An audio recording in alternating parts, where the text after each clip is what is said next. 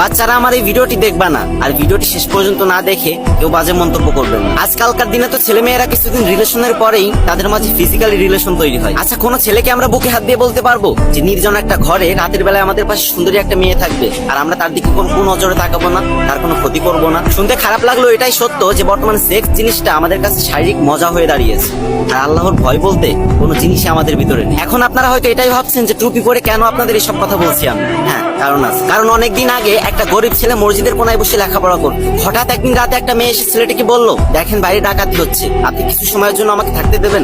ডাকাত থেমে গেলেই আমি চলে যাব। তখন ছেলেটি মেয়েটিকে বলল, দেখেন আমি গরিব, তাই আমি এখানে লেখাপড়া করি, আপনার সাথে যদি কেউ আমাকে এখানে দেখে তাহলে আমাকে এখান থেকে তাড়িয়ে দেবে, আপনি প্লিজ এখান থেকে চলে যান। তখন মেয়েটি বলল, দেখেন আমি এখান থেকে বেরোলে এখন আমার ক্ষতি হতে পারে, আর আমি যদি এখানে থাকি তাহলে একদম আমি নিরাপদে থাকবো। এটা শুনে ছেলেটি মেয়েটিকে থাকতে দিল। তারপর যখন ডাকাতদের মারামারি থেমে গেল তখন ছেলে বলল, চলুন আপনাকে আমি এগিয়ে দিয়ে আসি। তখন মেয়েটি বলল, এত রাতে?